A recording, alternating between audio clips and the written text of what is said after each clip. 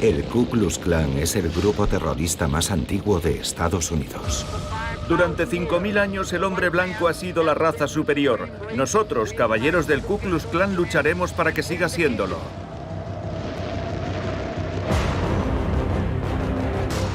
Esta sociedad secreta, que aboga por la supremacía blanca y predica el odio a los negros, ha sobrevivido durante décadas y siempre ha sabido cómo resurgir de sus cenizas.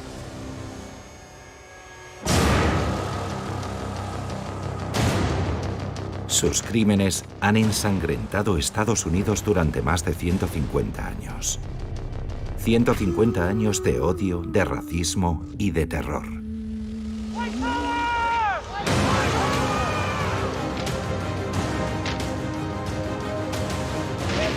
Yo digo, segregación hoy, segregación mañana y segregación para siempre.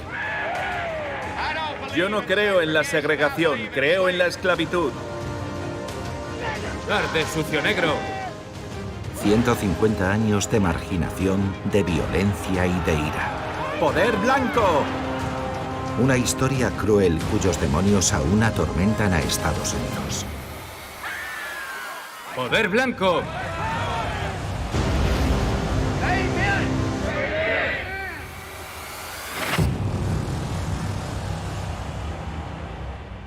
¡Hombres del Klan! ¡Por el Ku Klux Klan!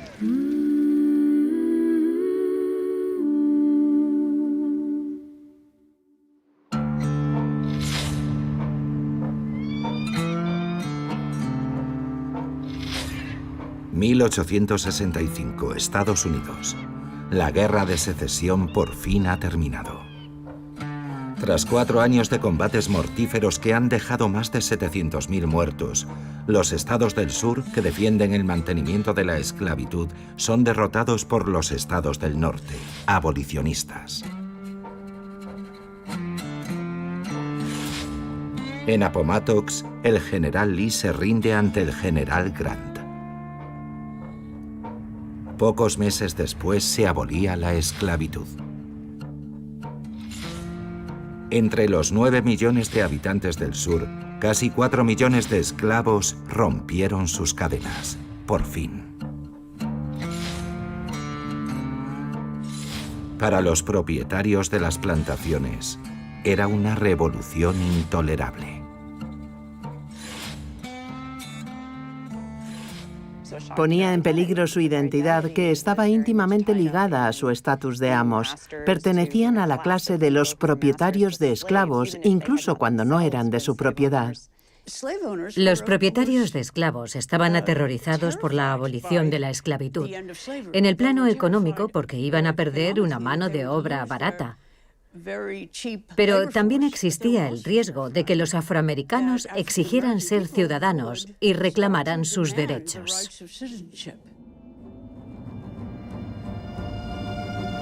En el estado de Tennessee, en la ciudad de Pulaski, un puñado de veteranos sudistas de origen escocés decidieron en 1865 fundar una sociedad secreta.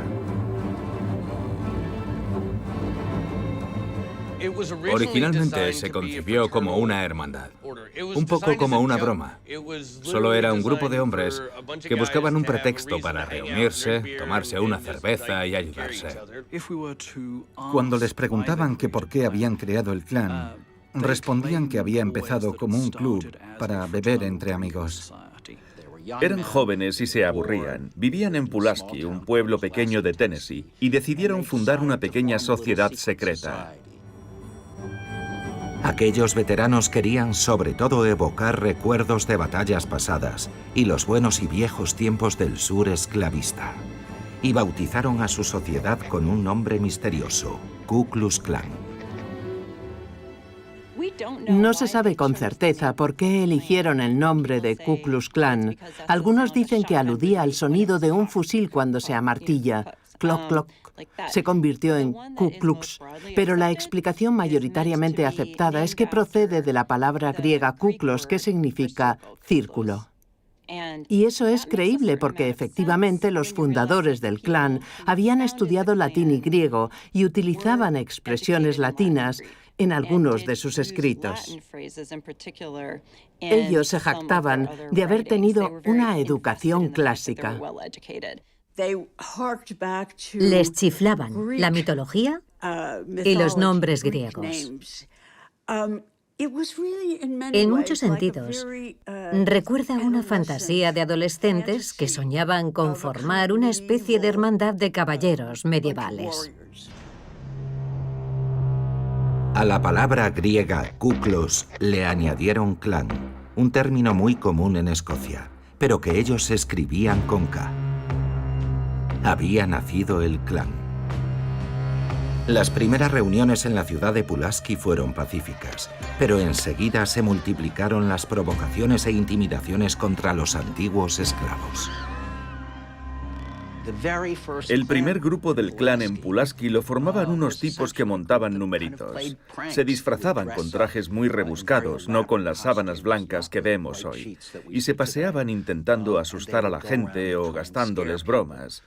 A menudo la tomaban con los esclavos liberados, a quienes imaginaban muy supersticiosos y que podían tomarlos por fantasmas. A veces simulaban voces durante sus agresiones o imitaban gritos y aullidos de animales.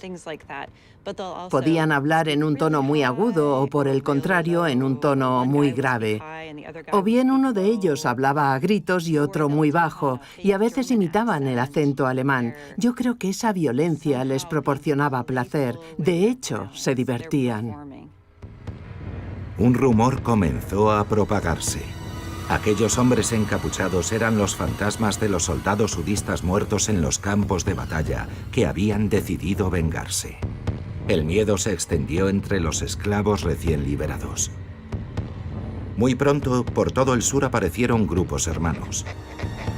Los caballeros de la Camelia Blanca, la Liga Blanca, las Camisas Rojas, todos utilizaban el mismo método para imponer su ley. Los hombres del clan se plantaban delante de los colegios electorales para impedir que los negros participaran en las elecciones. El sur debía seguir en manos blancas. Poco a poco se fue convirtiendo en una especie de organización paramilitar, o más exactamente en una serie de pequeñas organizaciones paramilitares que muy rápidamente, en el plazo de un año, comenzaron a imponer por la violencia lo que podían y lo que no podían hacer los negros. A pesar de la resistencia, en ocasiones armada, de los afroamericanos, los asesinatos y los linchamientos se disparan. El azotamiento era una práctica habitual heredada de la esclavitud. Hay que recalcar que los hombres del Ku Klux Klan sabían perfectamente cómo azotar a sus víctimas. Sabían las ramas de qué árboles usar para obtener el efecto deseado.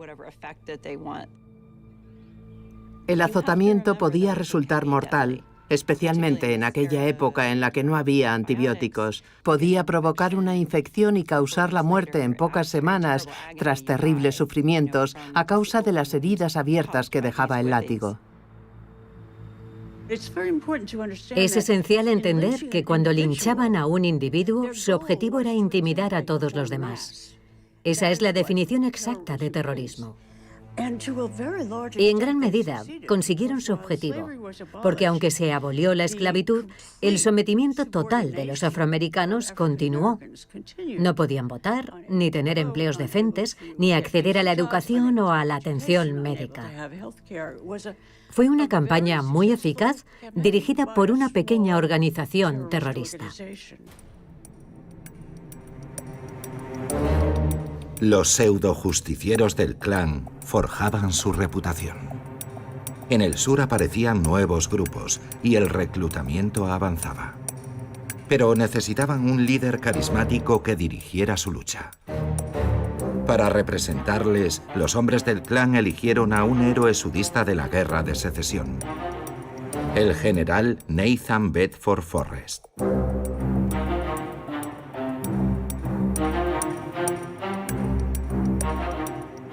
Se reunieron y dijeron, bien, ¿a quién elegimos como líder? Y votaron. Como Nathan Bedford Forrest obtuvo la mayor cantidad de votos, fueron a verlo y le dijeron, hemos creado una cosa que se llama Ku Klux Klan, o Ku Klux, y te hemos elegido como nuestro jefe. Nathan Bedford Forrest no sabía nada de aquella votación, ni siquiera era miembro del Klan. Nathan Bedford Forrest era un personaje muy novelesco. En su época fue toda una celebridad. Era conocido por ser un hombre con un puño de hierro que sabía hacer lo que tenía que hacer.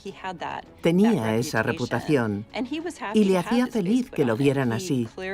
Se sentía muy orgulloso de estar al frente del Klan. Para un grupo violento como el Klan, Forrest era el líder ideal. Su reputación lo precedía. Antiguo comerciante de esclavos, había cometido durante el conflicto numerosos crímenes de guerra. Durante la Guerra Civil, bajo el mando de Nathan Bedford Forrest, entre 300 y 400 hombres negros que se habían rendido fueron masacrados. Eran soldados yanquis que se habían rendido a los hombres de Forrest, pero este autorizó a sus tropas a que se divirtieran. Incluso los animó a cometer una masacre y a asesinar a todos esos hombres. Esto refleja muy bien la mentalidad del Klan. Nathan Bedford Forrest había sido tratante de esclavos, un criminal de guerra y el primer líder del Klan nacional en el apogeo de su violencia. Con Forrest al mando, las expediciones punitivas del Klan se sucedieron. Su violencia alcanzó un punto culminante en 1868. Cuando se aproximaban las elecciones presidenciales, decenas de tribunales, iglesias y colegios electorales quedaron reducidos a cenizas. En el sur se cometieron más de 1000 asesinatos en tan solo 4 semanas. Los antiguos esclavos no debían bajo ninguna circunstancia ejercer sus derechos.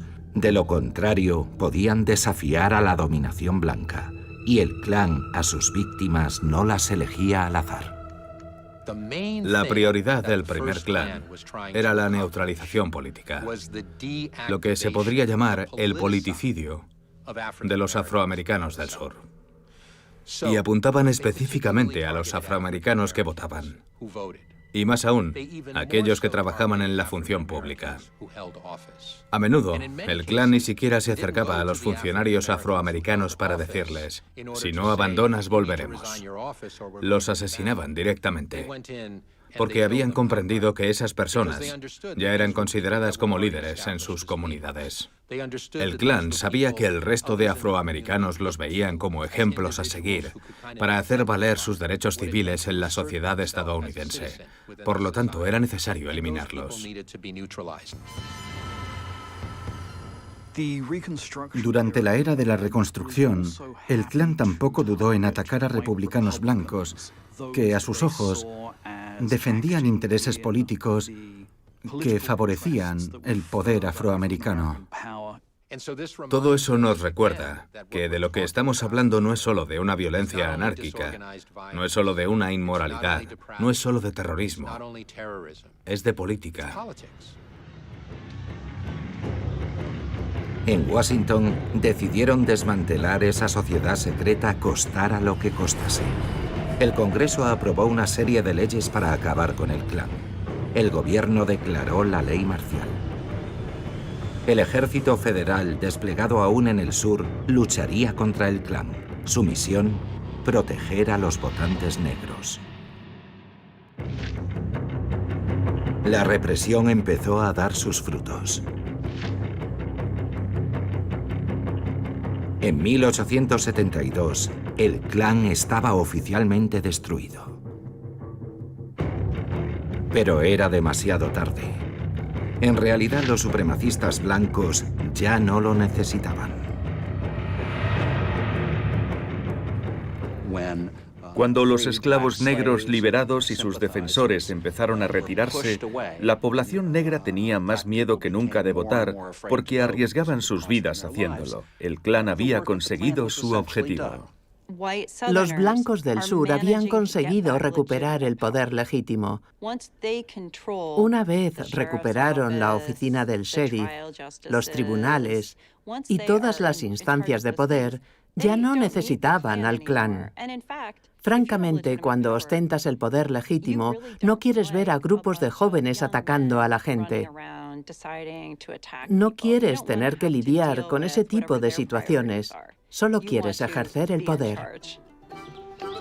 En 1877, el ejército federal abandonaba el sur con resultados dispares. Con el fin de la esclavitud, debería haber comenzado el reinado de la igualdad. Sin embargo, fue la segregación lo que se acabaría imponiendo de forma progresiva y duraría cerca de un siglo. En la vida cotidiana, los negros y los blancos no se mezclaban nunca en las escuelas, ni en los comercios, el transporte o los hospitales. Los afroamericanos fueron separados de la población blanca, que conservó todo el poder. Los negros siguieron siendo ciudadanos de segunda clase. Los valores del imperio invisible se habían extendido ampliamente entre la población. Los linchamientos de afroamericanos se convirtieron en moneda corriente.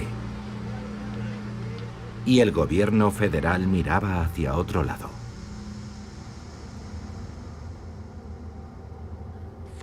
Las fotografías de los linchamientos se vendían como postales.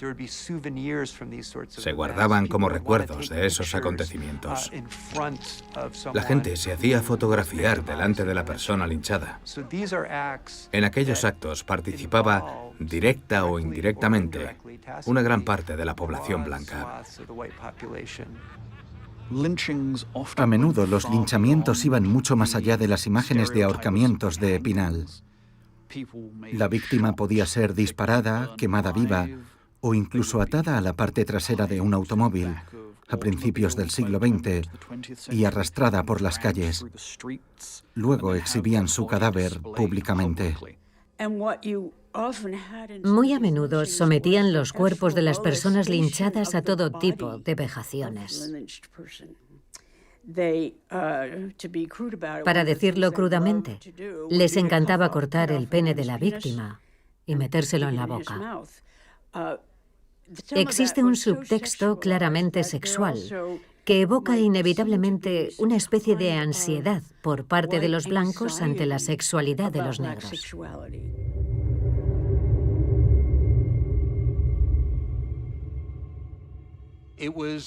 Era un ritual cuyo propósito era enviar un mensaje a los negros que oirían hablar de él y a los blancos que habían presenciado el crimen. La dominación racial sería impuesta a la sociedad, de forma que fue un proceso cultural. Era una demostración muy macabra, además de un intento de apoderarse de la justicia mediante las milicias armadas. En ese sentido, el objetivo era organizar el orden social, de la misma manera que un sermón en la iglesia debe inculcar los valores correctos.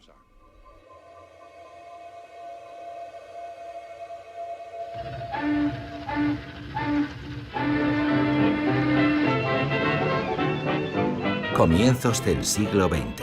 El nuevo mundo cambia. Surgen las ciudades verticales y Estados Unidos atrae a oleadas de inmigrantes. Millones de europeos, católicos del sur, judíos orientales, desembarcan en la principal potencia industrial del mundo. La promesa de un futuro mejor. El Klan había caído en el olvido, pero 50 años después de la Guerra de Secesión iba a resurgir de sus cenizas. En febrero de 1915 se estrenaba en los cines El nacimiento de una nación, de David W. Griffith. Adaptación de la exitosa novela The Klansman, la película revisaba la historia de la Guerra de Secesión y la era de la Reconstrucción.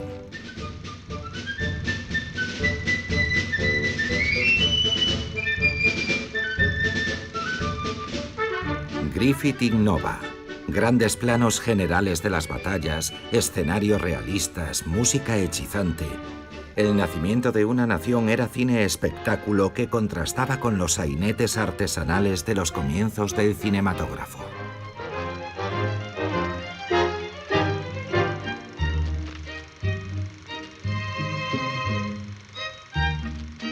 En la segunda parte, Griffith retrata la posguerra a su manera. Los hombres del clan no son presentados como criminales, sino como justicieros.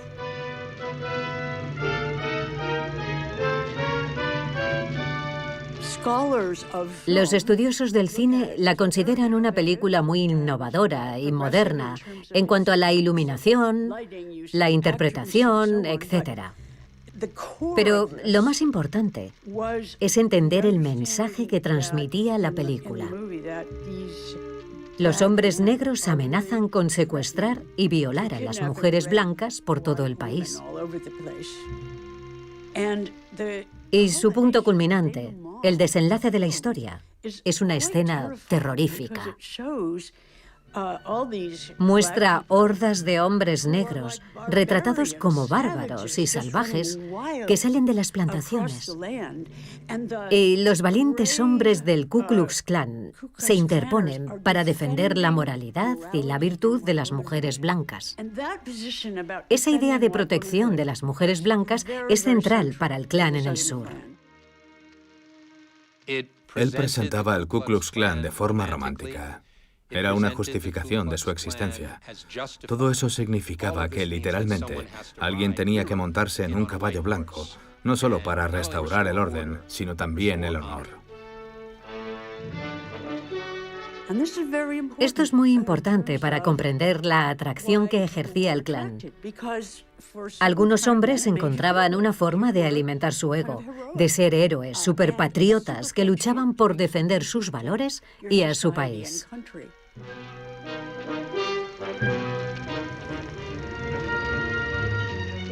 Los desfacedores de entuertos del clan hacían justicia y los espectadores pedían más.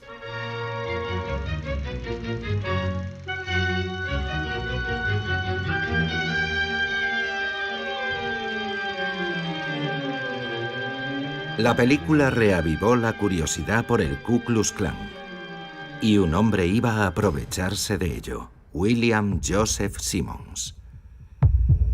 Este antiguo predicador nacido en Alabama era un asiduo de las fraternidades. En noviembre de 1915, en la región de Atlanta, organizó la ascensión a la colina de Stone Mountain.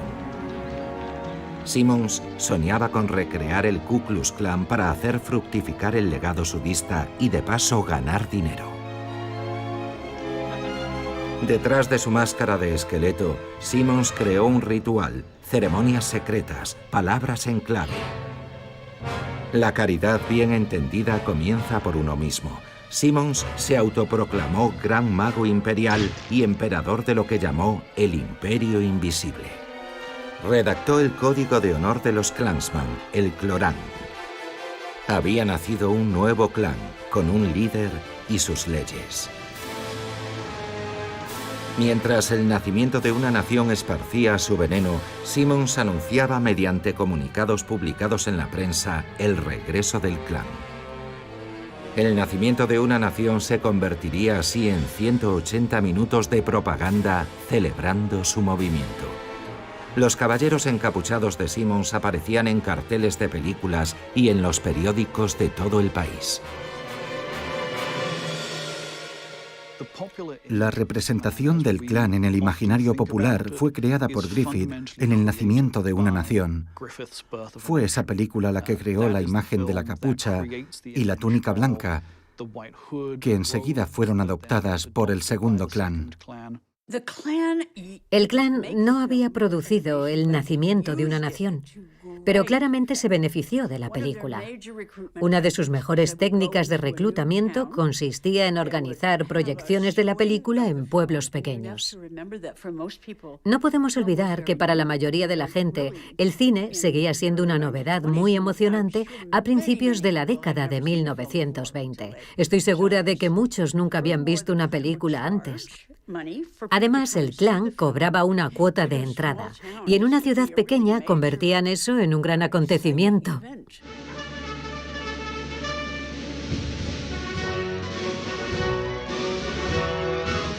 El nacimiento de una nación está considerado el primer éxito de taquilla fabricado por Hollywood. Más de 50 millones de estadounidenses se quedaron maravillados por esta película racista. Para la mayoría de los espectadores, todo era verdad. Las batallas espectaculares, el asesinato de Lincoln y, por supuesto, el heroico Klan. Era una película de ficción que David Griffith había concebido deliberadamente para dar una impresión de verdad histórica. Había insertado cartelas con citas de académicos o historiadores famosos para hacer creer que se trataba de un relato auténtico de la era de la reconstrucción. Y esa idea fue ampliamente aceptada en esa época. La película fue vista como un retrato fiel del sur después de la Guerra de Secesión. Para los estadounidenses, se convirtió en la versión oficial de la historia sudista, que, por supuesto, es un capítulo de nuestra historia nacional.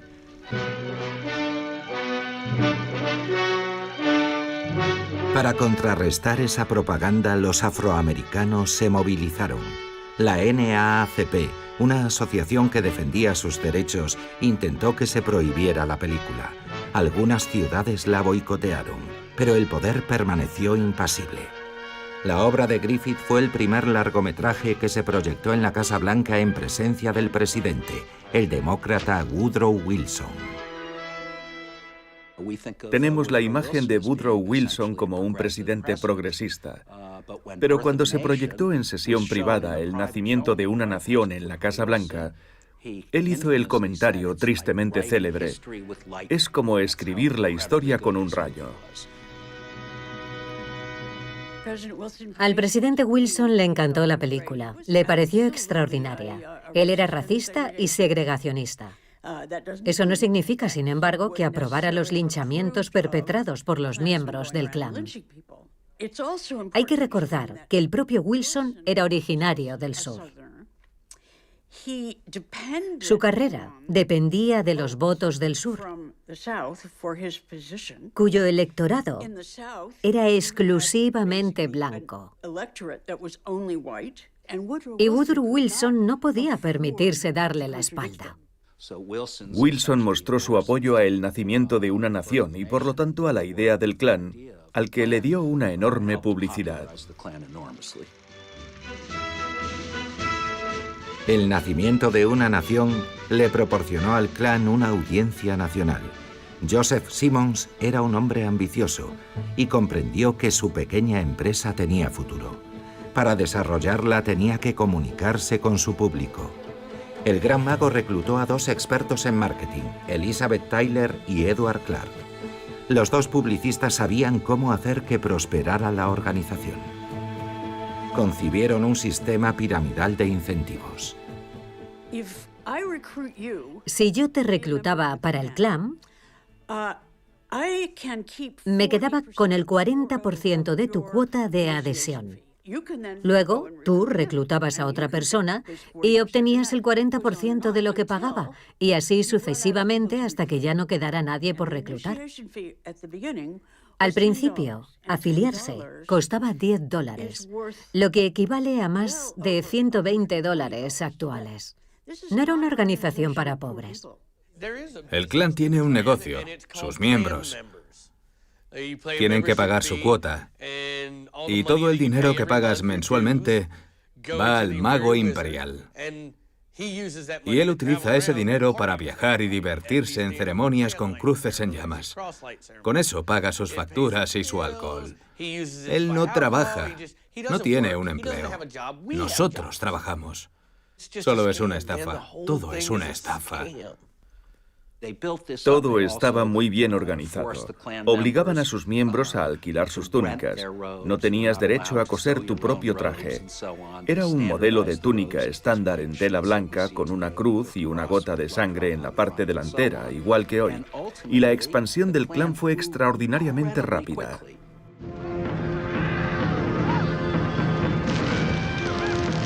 Los discursos, las reuniones, las ceremonias nocturnas cada vez atraían a más gente. En pocos meses la organización pasó de 2.000 a 300.000 miembros.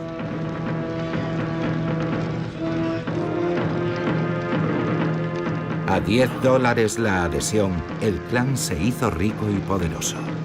Empezando por su mago imperial, Su Majestad William Joseph Simmons. En la década de 1920, el clan era muy poderoso. Tenía muchos medios. William Joseph Simmons, el primer líder del clan de la segunda época, vivía en una villa de varios millones de dólares. Durante un tiempo, con el aumento constante de afiliados, fue un negocio floreciente. El nuevo mundo estaba cambiando y los temores de la mayoría protestante aumentaban. Había que adaptarse a los tiempos. El clan se enriquecía comerciando con odio. Más allá de su aversión a los negros, el clan se volvió anti-inmigración, antiurbano, anticomunista, antisemita y anticatólico. Presumía de todas las virtudes y naturalmente abogaba por la prohibición. Las colonias americanas habían sido fundadas por protestantes llegados de Europa que tenían prejuicios contra los católicos, los papistas, como ellos decían.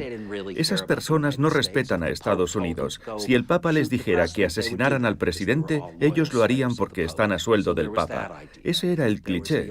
También existía la idea de que bebían demasiado porque usaban vino en la comunión. Por supuesto, aquellos eran los días en los que entró en vigor la prohibición y a los católicos se les asociaba con el alcohol. También hay que decir que el catolicismo estaba ligado a países europeos pobres con poblaciones de piel más oscura. Es decir, los griegos, los portugueses, los españoles y los italianos del sur. En la época no eran considerados blancos de verdad, sino solo un poco blancos. El crecimiento de la organización fue espectacular, proporcional al de su cuenta bancaria. La secta se convirtió en una de las organizaciones políticas más importantes del país. Había desbordado su cuenca sudista hasta inundar todo el país. El 8 de agosto de 1925, más de 40.000 militantes desfilaron en Washington. Era una inmensa demostración de fuerza. Y no temían desfilar a cara descubierta.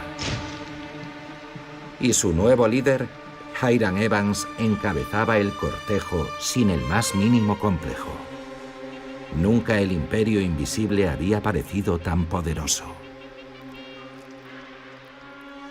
Se calcula que el clan llegó a tener 4 millones de miembros, lo cual representa una parte nada despreciable de la población de Estados Unidos, si tenemos en cuenta a todos aquellos que no tenían derecho a afiliarse. Solo podías formar parte del clan si habías nacido en suelo estadounidense, si eras blanco y si eras protestante. Si calculamos el número de candidatos potenciales, teniendo en cuenta esos criterios, vemos que 4 millones representan una tasa de adhesión absolutamente terrorífica. Mientras las cámaras se concentraban en el desfile, fuera de plano se desarrollaba otra secuencia. Entre bastidores, los dirigentes del clan hacían su trabajo. Su influencia en la vida política estadounidense era considerable. En los años 20, el Imperio Invisible tenía 11 gobernadores, 75 congresistas y 16 senadores. Harry Truman, futuro presidente de Estados Unidos, reconoció en sus memorias que en su juventud había sido brevemente miembro del clan en Missouri por razones electoralistas. Harry Truman había pertenecido al clan. Hay que entender que en aquella época eso era algo muy provechoso. En muchos lugares unirse al clan procuraba un estatus social. Era una organización comunitaria muy respetada. Además, las delegaciones locales del clan, los Claverns, permitían hacer lo que hoy en día llamamos networking. Se hacían relaciones, se conocía a personas que podrían ser clientes, empleadores o contactos interesantes. Pertenecer al clan conllevaba ventajas económicas obvias en algunos lugares. Con su poder, el clan creaba y destruía carreras. En la Convención Nacional Demócrata de 1924, cerró el camino al candidato Al Smith. por dos buenas razones. Al Smith era católico y se oponía a la prohibición. Pero la mayor victoria del Klan fue conseguir que se aprobara una ley draconiana sobre inmigración. El Klan promovió la aprobación de la Ley de Inmigración de 1924, que pondría en vigor por primera vez un sistema de cuotas para la inmigración en Estados Unidos. Esa ley favorecía a los países del norte de Europa, es decir, a los países germánicos y al Reino Unido.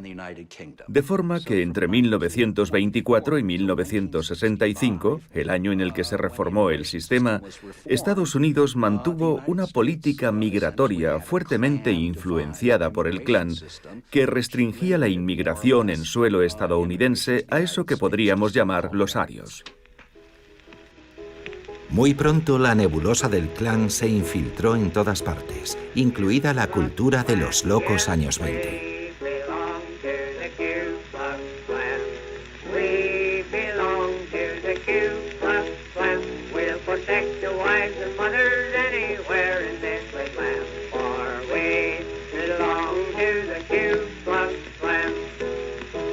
El Klan producía su propia música, que editaba y retransmitía desde sus emisoras de radio.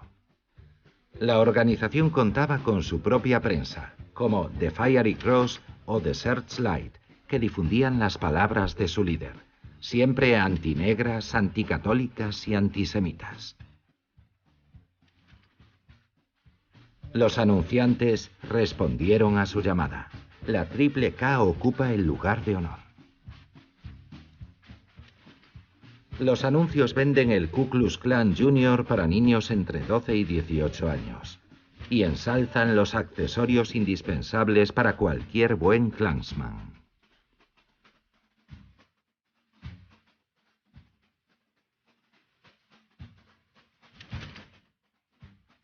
La organización patrocina obras de teatro a su mayor gloria. Incluso financia películas para popularizar sus acciones. Nunca la sociedad secreta había sido tan visible. Organizaban rodeos y torneos medievales. Aparecían en los libros de bolsillo, en las películas para el gran público y en la música popular. Se les podía escuchar en la radio y sus periódicos se vendían a la vuelta de la esquina. Se habían convertido en un componente importante de la vida cultural estadounidense.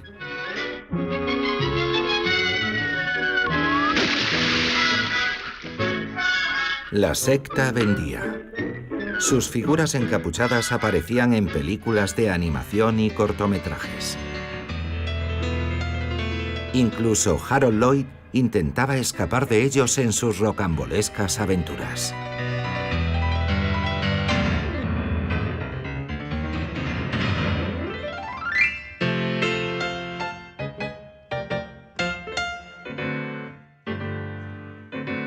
En 1924 aparecía también en uno de los primeros cortometrajes de Walt Disney, en el que unos niños jugaban a la sociedad secreta.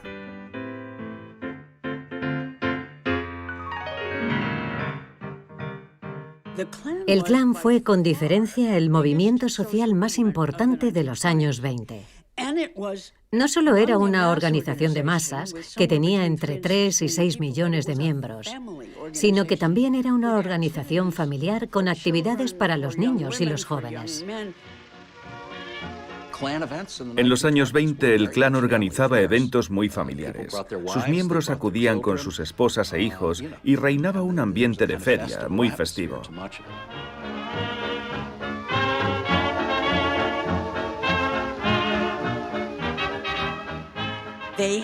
Hacían picnics gigantescos en los que se podían reunir hasta 25.000 personas.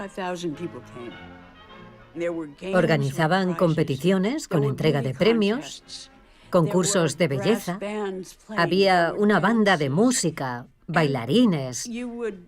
Se podía tener la impresión, en algunos lugares, de que una familia podía pasar toda su vida relacionándose exclusivamente con miembros del Klan. El Klan dictó reglas para los entierros, las bodas y los bautismos de sus miembros. El clan formaba parte integral de la vida cotidiana de muchos protestantes blancos. Mientras el clan celebraba sus actividades sociales a plena luz del día, en la oscuridad sus crímenes continuaban.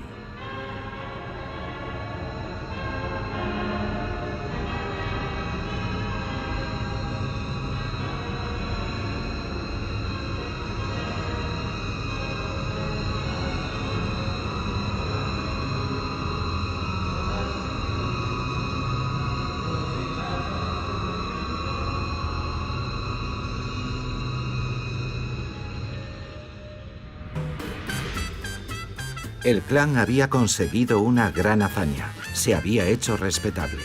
Y su gran mago incluso llegó a ocupar la portada de la prestigiosa revista Time.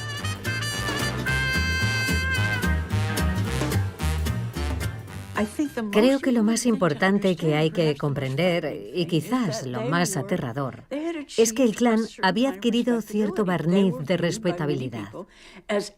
Muchos lo veían como un grupo político legítimo y fraternal en la sociedad estadounidense. Esa edad de oro no duraría mucho. A finales de los años 20, varios escándalos socavaron el movimiento.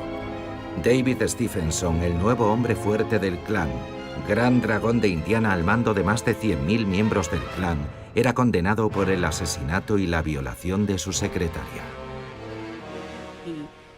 Él raptó, torturó, violó y asesinó a su asistente. Fue horrible. El caso fue cubierto por The New York Times y también en la costa oeste. Y algunos se dijeron, esto ha ido demasiado lejos. No pueden relacionarnos con esas personas. Una de las grandes ambiciones del clan en los años 20 era la protección de la virtud de la mujer blanca y del americanismo al 100%, como ellos decían. Es decir, la defensa de las mujeres blancas y de su honor.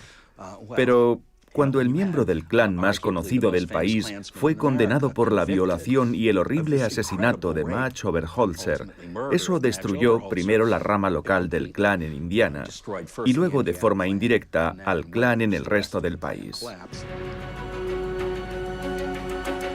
Condenado a cadena perpetua, Stephenson no tenía nada que perder y tiró de la manta. Hizo llegar a la prensa documentos que incriminaban a funcionarios de Indiana corrompidos por el clan.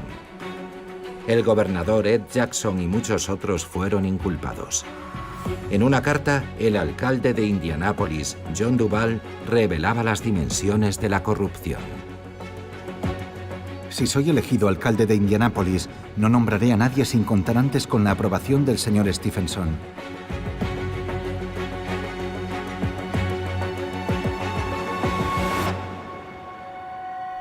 Después fue Edward Clark, el publicista del clan, quien sería demandado.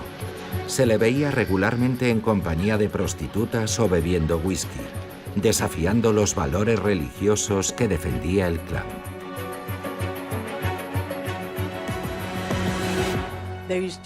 Ellos repetían, si Jesús viviera hoy, sería un hombre del clan. Una de las muchas contradicciones de las que se puede acusar al clan es que sus líderes rara vez respetaban los valores morales que exigían a sus miembros. En todo el país, la gente supo de estos escándalos y el gran público poco a poco se dio cuenta de que esa organización no era tan heroica y patriótica como pretendía ser.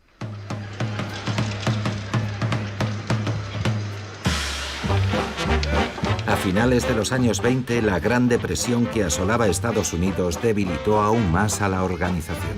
Sus miembros ni siquiera podían pagar su cuota de afiliados. Las políticas de estímulo del presidente Roosevelt transformaron las regiones campesinas del sur y crearon empleos en la industria. El clan dejó de ser una herramienta de promoción social. Los blancos pobres le dieron la espalda. Tras su elección, Roosevelt autorizó de nuevo el consumo de alcohol. El imperio invisible había perdido la batalla de la prohibición. Pero esa no sería su última derrota. En 1939, Hollywood adaptó Lo que el viento se llevó, un fresco sobre la guerra de secesión repleto de prejuicios racistas. Aunque el Klan estaba muy presente en el bestseller de Margaret Mitchell, había sido totalmente borrado de la historia.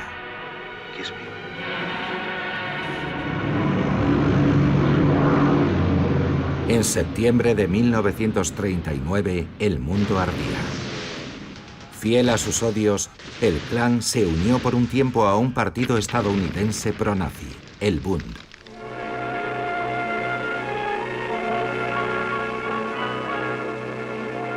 En el campamento Norland, propiedad del Bund germano-estadounidense, se dice bienvenido en alemán, pero acceso prohibido en inglés, porque el Ku Klux Klan de Nueva Jersey ha reservado el campamento por un día. A los camarógrafos no se les permite filmar. Solo algunos miembros del Klan aparecen en las fotos, pero ningún soldado del Bund. El gran gigante del Klan, Arthur Bell, y el líder del Bund, Klaproth, se estrechan la mano.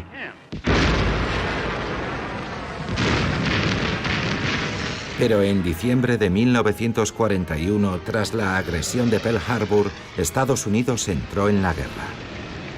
Tanto las camisas pardas del Bund como las capuchas blancas del Klan desaparecieron de la escena pública. Después de la Segunda Guerra Mundial, la gente se alejó del Klan porque el ejemplo de la política nazi había hecho que el fanatismo y la intolerancia fueran menos populares. Pero también porque hubo un movimiento para dar a conocer la diversidad dentro del ejército estadounidense. Se recordaba que muchos judíos y católicos habían luchado por Estados Unidos, por lo que resultaba difícil preconizar al mismo tiempo la hostilidad hacia esas comunidades.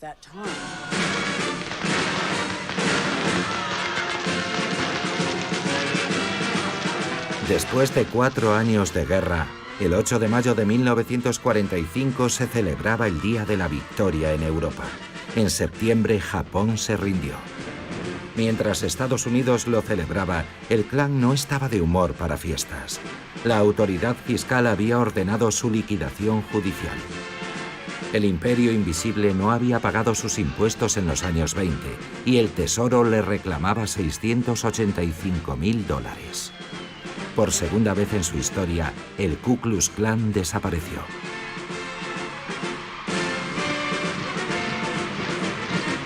Sin embargo, las cabezas encapuchadas de la Hidra no tardarían mucho en volver a crecer. El contexto de la posguerra era propicio para su resurrección. Además del miedo creciente al comunismo, el regreso de los soldados afroamericanos aterra a los supremacistas blancos.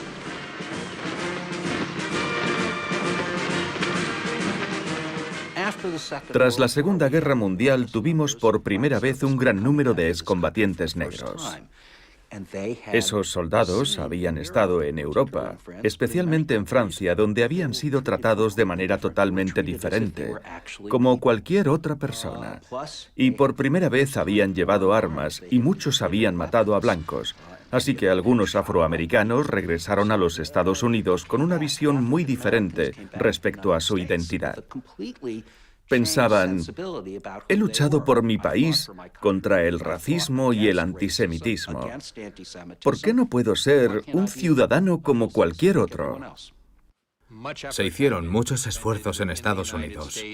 Muchos afroamericanos hablaron, intelectuales, periodistas, responsables de organizaciones, y decían, no podemos combatir la represión y la decadencia en el extranjero y no hacer nada contra la represión y la decadencia en casa.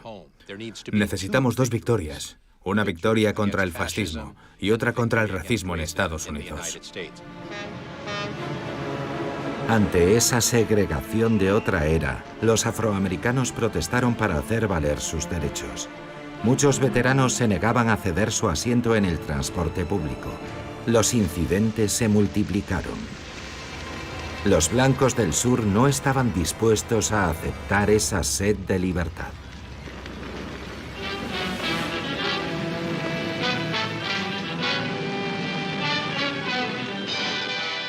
El Ku Klux Klan regresa al sur, con sus trajes blancos a pesar de la escasez de sábanas.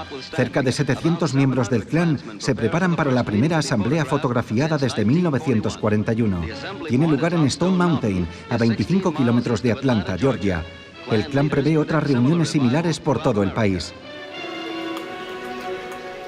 En octubre de 1946, Samuel Green, miembro del Klan desde los años 20, tomó el mando de la organización. Este médico originario de Georgia multiplicó las ceremonias con mucha publicidad, vendiendo los derechos de filmación a los medios de comunicación, incluida la revista Life. Nosotros no odiamos a los negros. Dios los hizo negros y a nosotros nos hizo blancos. Está escrito en el Génesis, capítulo 11, donde Él separa las razas. Desde hace 5000 años, el hombre blanco es la raza suprema. Y nosotros, los caballeros del Ku Klux Klan, lucharemos para que siga siéndolo. A pesar de su quiebra, el Klan había mantenido una estructura clandestina. De nuevo son millares los que están dispuestos a jurar lealtad a la organización.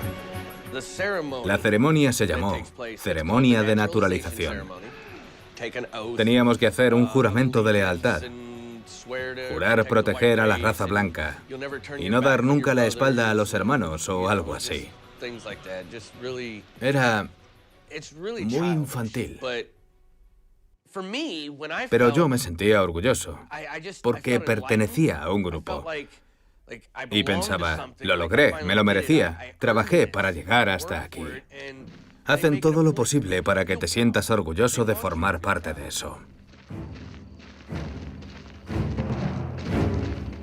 El Imperio Invisible reanudó su marcha, pero un obstáculo inesperado iba a interponerse en su camino.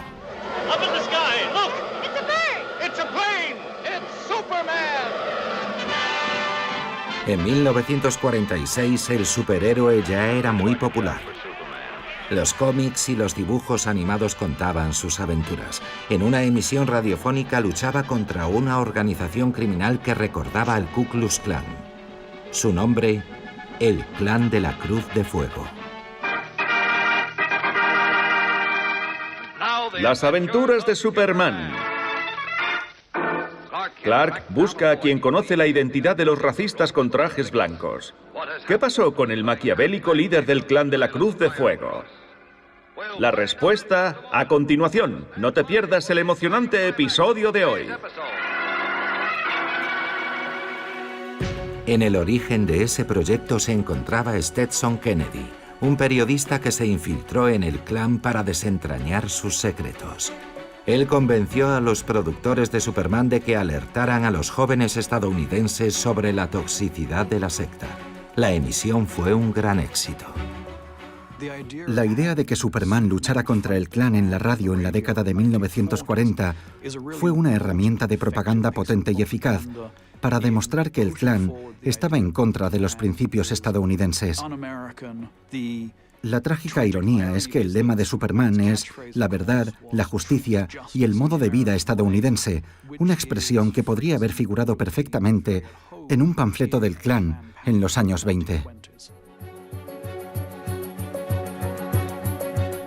Pero Stetson Kennedy no se detuvo ahí. Se presentó en el Congreso disfrazado de miembro del Klan para sensibilizar a la opinión pública y denunciar la ausencia de democracia en el sur de Estados Unidos. Su golpe de efecto impresionó. En 1947, el ministro de Justicia incluyó al Klan en la lista de organizaciones subversivas. El resurgir de la posguerra no salvó al Klan. Solo tenía 20.000 miembros, muy pocos comparados con los 4 millones de los años 20. Pero la amenaza no había sido erradicada. Muy pronto los afroamericanos iban a reclamar con más fuerza sus derechos civiles. Su batalla por la igualdad haría revivir por tercera vez al Imperio Invisible, y de la manera más violenta.